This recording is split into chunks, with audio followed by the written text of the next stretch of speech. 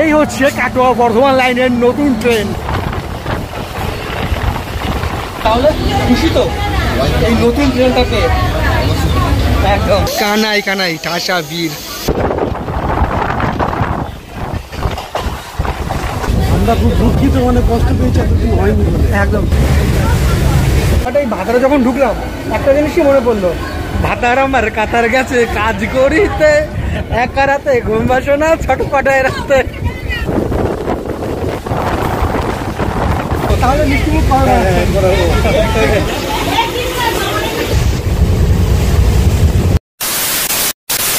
Hi everyone, good morning. কেমন আছেন আপনারা সবাই? আশা করি সকলে সুস্থ আছেন। অ্যাকচুয়ালি এই মুহূর্তে আমি রয়েছি কাটোয়া রেলওয়ে জংশনে। এই যে আমার ব্যাকগ্রাউন্ডে দেখতেই পাচ্ছেন। অ্যান্ড আজ আমার যে গন্তব্য সেটা হচ্ছে কাটোয়া থেকে ডিরেক্টলি বর্ধমান। অ্যাকচুয়ালি এই কাটোয়া রেল জংশন থেকে দিনে মোট 6খানা ট্রেন বর্ধমানের উদ্দেশ্যে চলে। বাট সব থেকে প্রবলেম হচ্ছে সকাল 8:50 পর, আর সেই ট্রেন বিকেল 4টের সময়। হ্যাঁ, এই প্রবলেমটা দূর করার জন্য ইস্টার্ন রেলে রিসেন্টলি এই কাটোয়া থেকে বর্ধমানের উদ্দেশ্যে নতুন একটা ট্রেন চালু করেছে, যেটা বর্ধমানের উদ্দেশ্যে ছেড়ে যাবে ঠিক দুপুর 1:50 অ্যান্ড বর্ধমানে পৌঁছাবে ঠিক 3:10। তো আর দেরি কিসের, চলুন আগে ট্রেনের টিকিট কাটি, দেন আপনাদের সবার সঙ্গে কথা হচ্ছে। দাদা নমস্কার, একটা বর্ধমান দেবেন। না দাদা খরচা নেই, 1 টাকা দেখতে হবে। এই যে দেখতে পাচ্ছেন অলরেডি আমার টিকিট কাটা হয়ে গেছে। অ্যান্ড আজ এই কাটোয়া থেকে ডিরেক্টলি বর্ধমান যেতে আমার টিকিট প্রাইস পড়লো 15 টাকা। এই যে তাহলে চলুন আগে ট্রেনে উঠি, দেন আপনাদের সবার সঙ্গে কথা হচ্ছে।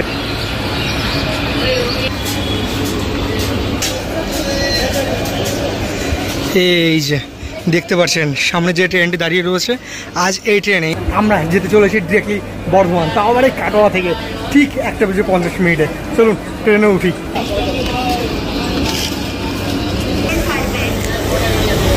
এই হচ্ছে new Katwa Bardhaman local.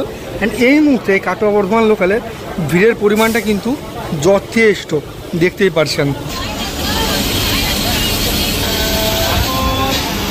And এর সঙ্গে সঙ্গে এই যে দেখতে পাচ্ছেন অলরেডি আমাদের ট্রেনে কাটোয়া রেল জংশন থেকে ছেড়ে দিয়েছে তার গন্তব্য বর্ধমানের উদ্দেশ্যে। এই যে দেখুন, ওয়াও, এই নতুন ট্রেনে কাটোয়া থেকে বর্ধমানের উদ্দেশ্যে জার্নির একটা কিন্তু আলাদাই স্বাদ রয়েছে, যেটা এই মুহূর্তে আমি ফিল করতে পারছি।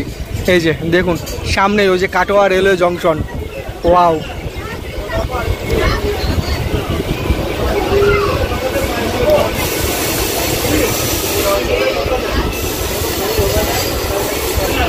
Bye bye Katwa. অবশ্য এটা আমার ফার্স্ট টাইম এই কাটোয়াতে। তাহলে চলুন আপনাদের সবার সঙ্গে দেখা হচ্ছে একবারে আমাদের এই ট্রেনের ফার্স্ট হল্ট শ্রীপাদ শ্রীখণ্ডে। ততক্ষণ টাটা, কি সিমেন্ট শট দেখুন, আশা করি ভালো লাগবে।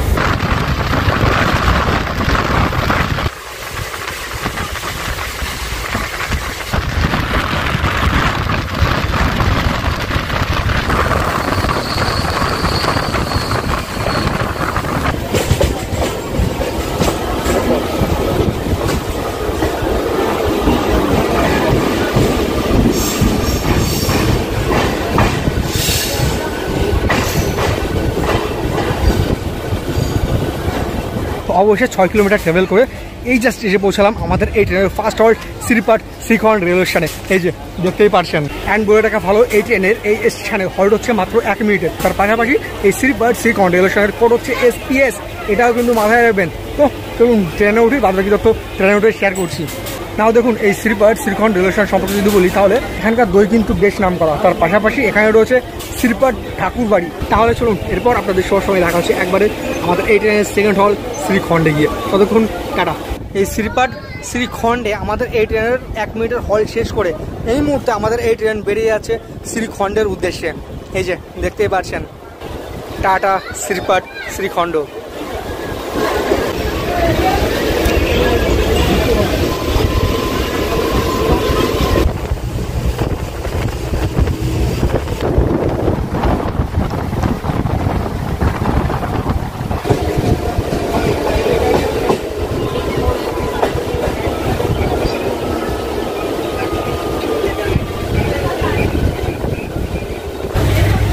এই যে দেখতে পাচ্ছেন, দেখতে দেখতে অলরেডি আমি পৌঁছে আছি শ্রীখণ্ড রেলওয়ে স্টেশনে। এই যে দেখতেই পাচ্ছেন। অ্যান্ড এই শ্রীখণ্ড রেলওয়ে স্টেশন সম্পর্কে যদি বলি, তাহলে এই শ্রীখণ্ড রেলওয়ে স্টেশনের কোড হচ্ছে SIZ। তার পাশাপাশি এই ট্রেনের আমাদের এই ট্রেনে হল্ট হচ্ছে মাত্র 1 মিনিটের। এই যে দেখতেই পাচ্ছেন আমার সঙ্গে সঙ্গে অলরেডি আমাদের এই ট্রেন ছেড়ে দিয়েছে তার গন্তব্য বর্ধমানের উদ্দেশ্যে। আচ্ছা দেখুন, এই মুহূর্তে যদি আমি শ্রীখণ্ড রেলস্টেশন সম্পর্কে যদি বলি, তাহলে শ্রীখণ্ড কিন্তু ফেমাস নিত্যানন্দ ঠাকুরের বাসস্থানের জন্য। তার পাশাপাশি এখানে রয়েছে শ্রী নরহরি ঠাকুরের জন্মস্থান, এই জিনিসটা খেয়াল রাখবেন। তার পাশাপাশি শ্রীখণ্ড কিন্তু ফেমাস ঝুলন মেলার জন্য। তাহলে চলুন এরপর আপনাদের সবার সঙ্গে দেখা হচ্ছে আমাদের এই ট্রেনের থার্ড হল বনগাঁপাচি রেলওয়ে স্টেশনে। ততক্ষণ টাটা, সিমেন্ট শট দেখুন, আশা করি ভালো লাগবে। স্পিডটা দেখুন, সেই স্পিডে টানছে কিন্তু কাটোয়া থেকে ছাড়ার পর থেকেই কিন্তু সম্পূর্ণ স্পিড ধরে নিয়েছে এই কাটোয়া বর্ধমান লোকাল।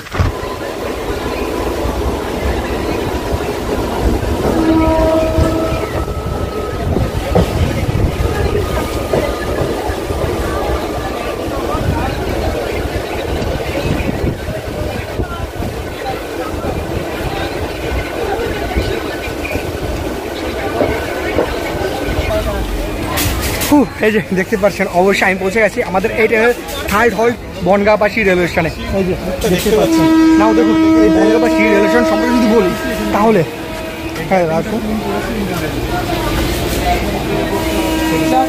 এই বনগাঁপাচি কিন্তু সোলার শিল্পের জন্য খুব বিখ্যাত। তার পাশাপাশি এই বনগাঁপাচি কিন্তু ঢাকের স্বাদের জন্য বেশ বিখ্যাত। তো এই যে নামার সঙ্গে সঙ্গে আমার ট্রেন ছেড়ে দিয়েছে, ঠিকভাবে কিছু বলতে পারছি না। এই যে দেখুন, ভাই ভাই বনগাঁপাচি।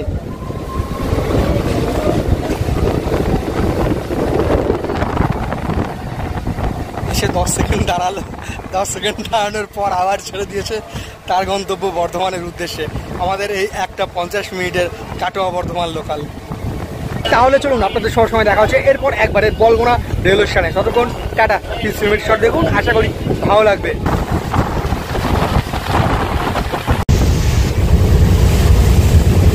এরপরে কি ওই জায়গায় কি আছে ভাই?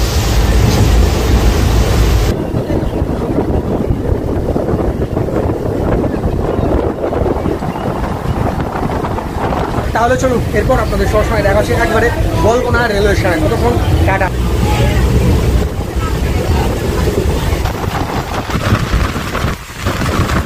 দেখুন এই মুহূর্তে আমি তো ট্রাভেল করছি কাটোয়া থেকে ডিরেক্টলি বর্ধমানের উদ্দেশ্যে।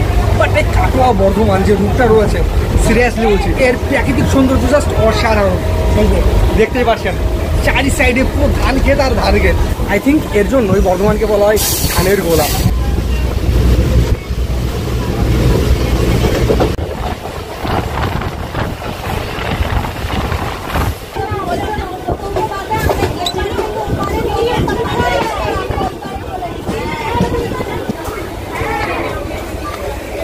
অবশ্যই কাটোয়া থেকে প্রায় 27 কিলোমিটার ট্রাভেল করার পর এই মুহূর্তে আমি পৌঁছলাম বলগোনা রেলওয়ে স্টেশনে। এই যে দেখতেই পাচ্ছেন, এই হচ্ছে বলগোনা রেলওয়ে স্টেশন। নাও দেখুন এই বলগোনার সম্পর্কে যদি বলি তাহলে বলগোনার পুরো হচ্ছে BGNA। তার পাশাপাশি এই বলগোনার কিন্তু শ্যাম সুন্দর মন্দির বেশ বিখ্যাত। তার পাশাপাশি এখানে রয়েছে পশলা দক্ষিণ পাড়া দুর্গা মন্দির। আর হ্যাঁ, বলটা ভালো, এই বলগোনার পরে কিন্তু আমাদের সিঙ্গেল লাইন রয়েছে। তো আমাদের এই ট্রেন এই বলগোনা রেলওয়ে স্টেশনে কিছুটা মিনিট হল নেবে, অ্যান্ড বর্ধমান থেকে যে ট্রেনটা আসবে সেটা এখানে কিছু মিনিট দাঁড়িয়ে ডিরেক্টলি বেরিয়ে যাবে কাটোয়ার উদ্দেশ্যে। ঠিক তারপরে কিন্তু আমাদের এই ট্রেন ছাড়বে বর্ধমানের উদ্দেশ্যে, যেটা এই মুহূর্তে হতে চলেছে। এই যে দেখতে পাচ্ছেন অলরেডি আমাদের ট্রেন বর্ধমান থেকে চলে এসছে, অ্যান্ড এই ট্রেন এই বলগোনা রেলওয়ে স্টেশনে কিছু মিনিট হল নিয়ে ডিরেক্টলি বেরিয়ে যাবে কাটোয়ার উদ্দেশ্যে, অ্যান্ড ঠিক তার পরপরই আমাদের এই ট্রেন এখান থেকে বেরিয়ে যাবে বর্ধমানের উদ্দেশ্যে। এই যে দেখতেই পাচ্ছেন, অর্থাৎ বলতে পারেন এখান থেকেই ক্রসিংটা হয়। বাট দেখুন একটা জিনিস না বললেই নয়, বর্ধমান থেকে যে ট্রেন এসে সেই ট্রেনে কিন্তু ভিড়ের পরিমাণ যথেষ্ট। এই যে দেখতেই পাচ্ছেন ভিড়টা কি দেখুন, জাস্ট কানাই কানাই ঠাসা ভিড় এই বর্ধমান কাটোয়া লোকালের। ওয়াও, এই যে দেখুন অলরেডি বর্ধমান কাটোয়া লোকাল এই বলগোনা রেলওয়ে স্টেশন থেকে ছেড়ে যাচ্ছে, অ্যান্ড তার সঙ্গে সঙ্গে এই যে আমাদের ট্রেনও কিন্তু ছেড়ে দিয়েছে বলগোনা রেলওয়ে স্টেশন থেকে তার গন্তব্য বর্ধমানের উদ্দেশ্যে। এই যে দেখতেই পাচ্ছেন।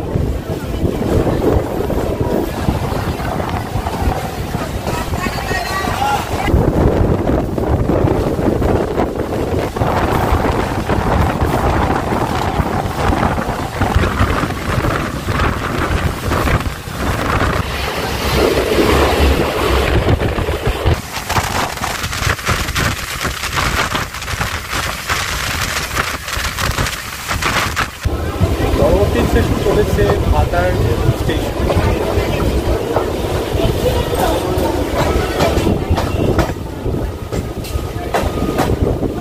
অবশ্যই 33 কিলোমিটার ট্রাভেল করার পর আমি এই জাস্ট এসে পৌঁছলাম ভাতার রেলওয়ে স্টেশনে। এই যে দেখতেই পাচ্ছেন এই হচ্ছে ভাতার রেলওয়ে স্টেশন। নাও দেখুন ভাতারের কোড হচ্ছে BTRH, এই জিনিসটা খেয়াল রাখবেন। তার পাশাপাশি এই ভাতারে কিন্তু রয়েছে এশিয়ার সবচেয়ে বৃহৎ কাগজ কারখানা, এই জিনিসটা খেয়াল রাখবেন। তার পাশাপাশি এই ভাতারে চৌধুরী বাড়ির দুর্গাপুজো কিন্তু বেশ বিখ্যাত। তো চলুন এই ভাতার থেকে বিদায় নিই, ঠিক আছে? এমন একটা নাম চেঞ্জ করে না, কি বলবো। ভাতারে যখন ঢুকলাম না অনগর না, বাট এই ভাতারে যখন ঢুকলাম একটা জিনিসই মনে পড়লো, ভাতার আমার কাতার গেছে কাজ করিতে, একা রাতে ঘুম আসে না ছটপটায় রাতে। এই যে দেখুন এই মুহূর্তে 1 মিনিটের হল শেষে অলরেডি এই ভাতার রেল স্টেশন থেকে আমাদের এই কাটোয়া বর্ধমান লোকাল ছেড়ে দিয়েছে তার গন্তব্য বর্ধমানের উদ্দেশ্যে। এই যে দেখুন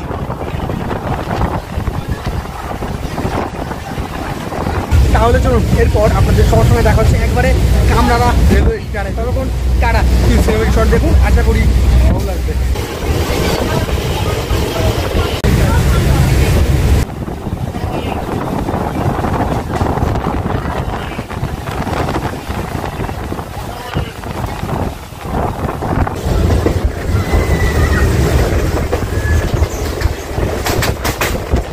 দাদা নমস্কার, কেমন আছেন?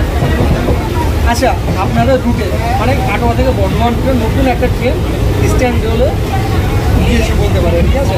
কেমন উৎসাহ কাজ করছে, যেহেতু আগে ওই সকাল 8:50 ট্রেন ছিল, 8:50 ট্রেন ছিল, তারপর আসে বিকাল 4টে। তো অনুভব কেমন? মানুষের নতুন ট্রেন দিলে তো ভালোই হবে, একদম মানুষের সুবিধার জন্যই তো দেওয়া হয়েছে এটা, এটা আনন্দ বিষয় বটে। একদম। তাহলে খুশি তো এই নতুন ট্রেনটাকে? একদম। তো চলুন দাদা নমস্কার, কেমন আছেন? অলরেডি কাটোয়া থেকে বর্ধমানে যার জন্য নতুন একটা ট্রেন আপনাদের স্ট্যান্ড রেলে গিফট করেছে, ঠিক আছে? তো কেমন অনুভূতি কাজ করছে মনে? দুর্দান্ত। আচ্ছা, যেহেতু আগে খুবই দরকার ছিল, এটা আরও আগে হলে ভালো হতো। একদম আমরা খুব দুঃখিত, মানে কষ্ট পেয়েছি, এতদিন হয়নি মানে। একদম। যেহেতু আগে ওই সকাল 8:50 লাস্ট ট্রেন ছিল, আর সে বিকাল 4টে, ওটাই। আচ্ছা, এরপরে কি কোথাও খামতি মনে হচ্ছে যে না আরও একটা এই 8:50 থেকে ওই সকালের দিকে যদি একটা হয় খুব ভালো হয়, মানে 8:50 থেকে ওই 1:30টার মাঝখানে, ধরুন এই 10টার সময় যেটা 9:30টার সময় যেটা বর্ধমান যাচ্ছে, ওই টাইমেই যদি কাটোয়া থেকে অল্টারনেটিভ আছে। হ্যাঁ একদম একদম। তো বুঝতে পারছেন এই মুহূর্তে কাটোয়াবাসীর অনুভূতি কেমন? ঠিক বললাম তো? খুশি তো? তাহলে মিষ্টিমুখ করা চলুন, ধন্যবাদ দাদা।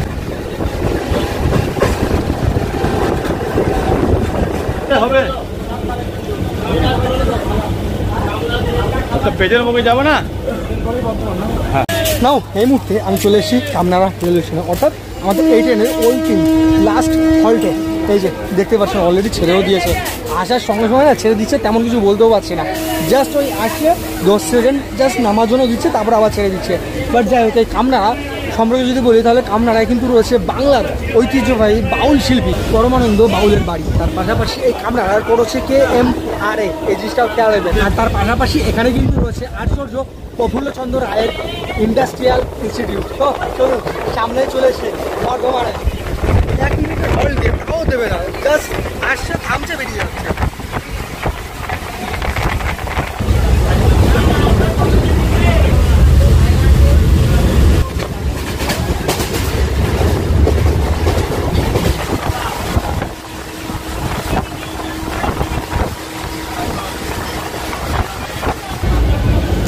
এই যে দেখতে পাচ্ছেন অবশ্যই 52 কিলোমিটার ট্রাভেল করে অলরেডি আমাদের এই ট্রেন এসে পৌঁছালো বর্ধমান রেলওয়ে জংশনে। এই যে দেখতেই পাচ্ছেন